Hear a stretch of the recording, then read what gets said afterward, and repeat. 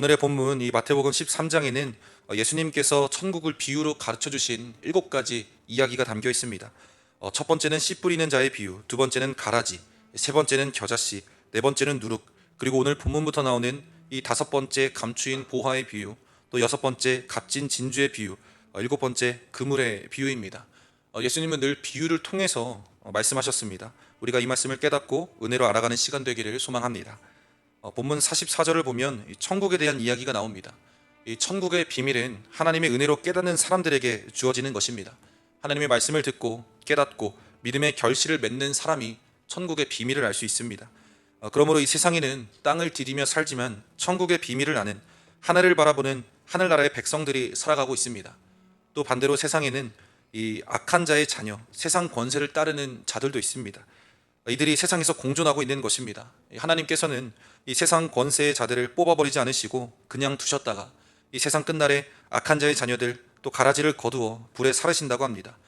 천국은 하나님의 은혜를 거부하지 않고 받아들인 사람만이 들어갈 수 있게 된다는 것입니다. 오직 주님을 주인으로 믿고 예수님의 피로 제사함을 받은 사람이 가는 곳이 천국이라는 것입니다. 사람의 노력으로 구원받는 길은 없고 오직 은혜로만 천국에 들어갈 수 있음을 말하고 있습니다. 이 44절에서 천국은 마치 밭에 감추인 보화와 같다고 이야기합니다. 어느 누가 감추어둔 보화를 우연히 발견했다면 그 보화가 묻힌 밭을 어떤 식으로든 구입할 것이라는 비유입니다. 은행이 없고 또 전쟁이 잦고 치안이 불안한 시대에 가장 안전한 금고는 바로 땅속이었습니다. 과거에 어느 누가 보화를 밭에 안전하게 숨겨두었는데 그가 무슨 이유인지는 몰라도 찾아가지 않았다면 보화가 묻힌 밭의 주인에게 그 보화의 소유권이 있었습니다. 이를 발견한 사람이 밭주인이 아니라면 자신의 전 재산을 다 팔아서라도 이 전 재산과 비교할 수 없는 보화를 소유하기 위해서 그 밭을 구입하는 것은 당연한 행동일 것입니다. 예수님께서는 천국이 이와 같다라고 이야기하시는 겁니다. 여기서 우리가 오해하지 말아야 할 점은 자신의 전 재산을 팔아 밭을 구입하여서 이 보화를 손에 넣을 수 있듯이 우리가 어떤 재물을 가지고 천국을 손에 넣을 수 있다는 것이 아닙니다. 우리가 어릴 적에 그런 찬양이 있었습니다. 돈으로도 못 가요 하나님 나라, 힘으로도 못 가요 하나님 나라. 아시나요? 거듭나면 가는 나라 하나님 나라. 믿음으로 아멘입니다. 믿음으로 가는 나라. 역시 어린이 부장님은 다르시네요. 믿음으로 가는 나라 하나님 나라.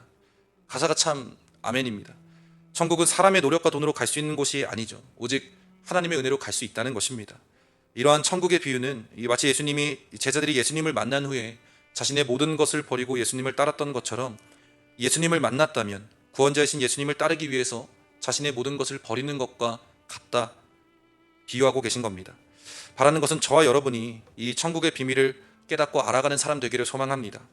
이 땅에 있는 우리의 소유를 붙잡고 끙끙대며 사는 것이 아니라 우리에게 구원을 허락하시고 영생을 주시고 또 우리의 필요를 때에 따라 넉넉히 채우시는 이 주님을 바라보며 나아가는 저와 여러분이 되어야 할 줄로 믿습니다. 본문 45절을 보면 천국의 비유, 좋은 진주를 찾는 상인이 등장합니다. 상인이 아주 값진 진주를 발견한 후에 자신의 소유를 다 팔아서 그 진주를 산다는 내용입니다. 감추인 보화를 발견해서 자신의 전 재산을 팔아 그 밭을 산 비유와 비슷한 것입니다. 차이점이 있다면 밭을 구입한 사람은 우연히 보화를 발견한 사람이 반면에 이 상인은 좋은 진주를 찾으러 다닌 사람이라는 것입니다. 상인은 영적 갈급함과 진리를 발견하기 위한 이 구도자와 같은 사람인 것입니다. 우리가 세상에서 예수님과의 만남은 감추어진 보화나 아주 값진 진주를 발견하고 찾은 것과 다름이 없습니다. 보화나 진주를 발견해서 그것을 소유한 사람은 예수님을 자신의 주인으로 모신 사람입니다. 예수님을 믿고 주인으로 섬기는 사람이 천국에 허락이 된다는 것입니다. 우리는 보화와 진주보다 더 값진 주님을 위해서 우리의 모든 것을 버리고 또 믿음 생활을 하고 있는 것인지 또 끝까지 주님을 따를 수 있는지 날마다 돌아봐야 할 줄로 믿습니다.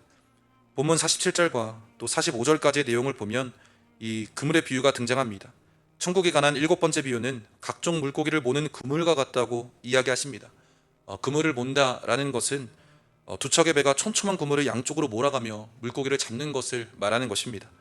이 물고기로 번역된 단어는 바다 생물을 뜻합니다. 그러니까 촘촘한 그물로 바다 생물을 잡으면 물고기 외에도 다양한 것들이 잡히게 된다는 것입니다.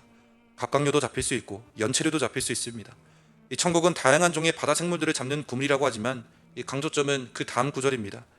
그물을 끌어내어서 좋은 것과 나쁜 것을 분리한 뒤에 나쁜 것을 버린다라는 것입니다. 나쁜 것을 버린다는 것은 이 두 번째 비유인 가라지의 비유와 비슷합니다. 이 어부에 의해서 선택을 받은 바다 생물은 그릇에 담기고 가치 없는 것은 내버림을 당합니다. 이 천국에 들어갈 때에는 세상의 종말을 이야기합니다. 어부가 좋은 것과 나쁜 것을 분류하듯이 의인과 악인이 갈라지게 된다는 것입니다. 본문 51절에서 52절을 보면 주님께서는 이 모든 것을 깨달았느냐라고 이야기하십니다. 이것은 천국의 비유 7가지를 깨달았는지를 이 제자들에게 질문하시는 겁니다. 천국의 제자된 서기관은 천국의 비유를 깨달은 제자들을 가리킵니다. 당시 율법에 정통한 사람을 서기관이라고 불렀는데요. 이처럼 천국의 비유에 정통한 사람을 천국의 제자된 서기관이라고 칭하셨습니다. 옛것은 구약의 가르침이고 이 새것은 율법의 근본 정신을 알려주는 예수님의 가르침입니다. 이 둘 모두 필요하다는 것입니다. 고가는 보물창고를 뜻하고 있습니다. 하나님의 말씀은 보물창고에 있어야 할 정도로 가치가 있다는 것이죠. 우리는 예수님의 제자들처럼 천국의 제자된 서기관이 되어서 이 보물창고의 주인처럼 필요할 때마다 이 옛날의 말씀인 율법의 말씀과 또 새것인 주님의 가르침을 받드는 사람이 되어야 할 줄로 믿습니다. 또 그러하기 위하여서 예수님의 가르침이 들어간 이 말씀을 주야로 묵상하는 자녀가 되어야 할 줄로 믿습니다. 본문 53절과 54절을 보면 예수께서 이 모든 비유를 마치신 후에 그곳을 떠나서 고향으로 돌아가사 그들이 회당에서 가르치시니 그들이 놀라 이르되 이 사람의 이 지혜와 이런 능력이 어디서 났느냐라고 말합니다. 예수님께서 비유를 마치신 후에 그곳을 떠나셨는데 그곳은 가버나움입니다. 1절에서는 예수님께서 집에서 나가셨다고 이야기합니다. 예수님 갈릴리 사역의 주 거점 지역은 이 가버나움이었습니다. 예수님께서는 가버나움을 떠나서 고향으로 돌아가셨다라고 이야기합니다. 고향은 예수님께서 유아기 때부터 장년으로 성장할 때까지 자랐던 나사렛을 이야기합니다. 예수님께서는 이 고향 나사렛으로 돌아가셔서 평소처럼 회당에서 가르치셨는데 회당에서 예수님의 가르침을 듣던 사람들이 놀랐습니다. 이는 말씀을 가르치시는 지혜뿐만 아니라 병든 사람을 고치시는 능력을 보았기 때문입니다. 사람들은 예수님의 지혜와 능력에 놀랐는데 그 놀라움은 의심이 가득 찬 놀라움이었습니다.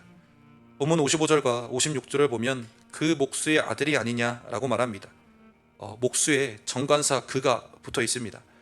그러니까 나사렛에는 그 목수라고 말할 정도로 목수는 한 사람뿐이거나 주민들이 다 알 정도로 알려진 목수라는 것입니다. 목수로 번역된 원어의 뜻은 장인이나 집을 짓는 사람의 의미를 포함하고 있습니다.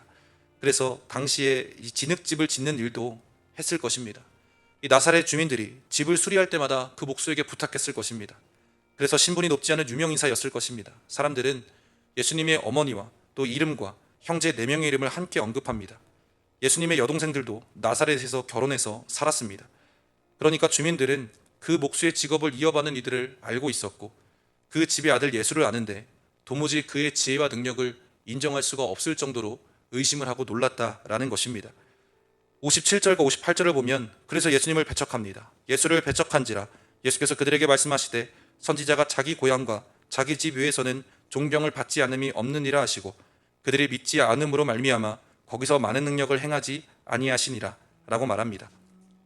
이 말씀에 상당히 공감이 됐습니다. 제가 대학원을 재학할 시절에 한 번은 본교회, 고향교회에서 기도회를 인도해달라는 요청이 왔었습니다. 하고 싶지 않았는데 부담스러워서 요청이 와서 가서 했습니다. 이렇게 예배를 잘 마치고 이제 앞에 나와서 인사를 하고 있는데요. 이제 고생했다며 저희 할머니, 증조할머니 때부터 섬긴 교회인데 할머니 권사님들이 나오시더니 고생했다며 손이 엉덩이로 막 들어오는 겁니다. 엉덩이 두들겨 주시고 전도사님이라고 하시면서 막 이렇게 어루만져 주셨습니다. 그저 귀여워 보였던 것 같습니다. 여러분, 우리가 이 색안경을 쓰고 보면 결코 사물을 제대로 볼 수 없습니다. 예수님을 목수의 아들이라는 틀에서 보면 그가 아무리 지혜가 있고 그가 아무리 능력이 있다고 하더라도 그것이 참 무가치하게 여겨지더라라는 것입니다. 우리가 주님을 메시아로 받아들이지 않는 한 이 나사렛 주민들에게는 예수님의 가르침과 능력이 아무 소용이 없었습니다. 가족이나 가까운 사람일수록 우리가 그 편견을 깨뜨리기가 참 어렵습니다. 가족이나 가까운 사람이 과거의 틀에 갇혀서 사람을 보는 한 주님 안에서 변화된 사람의 진면목을 보기가 참 어렵습니다. 우리가 주님 안에서 함께 지어져 가기 위해서는 서로에 대한, 가족에 대한, 가까운 이들에 대한 편견을 깨뜨리고 버려야 할 줄로 믿습니다. 사랑하는 성도 여러분, 예수님께서는 이 나사렛 사람들이 자신을 메시아로 믿지 않음으로 인해서 이 나사렛에서 많은 능력을 행하지 않으셨습니다. 우리 역시 하나님을 경외하지 않고 하나님을 인정하지 않으면 우리 삶 속에서 하나님의 능력이 나타나는 것을 알고도 모를 수 있습니다. 보고도 모를 수 있는 것입니다. 이 하나님 능력의 역사하심은 믿는 사람의 분량대로 나타나실 것을 믿습니다. 하나님의 전지전능하심을 더 깊이 알고 더 깊이 믿고 더 넓게 인지하고 믿게 되면 우리 삶에서 더 큰 능력을 경험하게 될 줄로 믿습니다. 발업기는 주님 안에서 함께 지어져 가고 우리의 힘이 되신 그 주님의 능력을 날마다 경험하는 저와 여러분 되시기를 주님의 이름으로 간절히 소망합니다.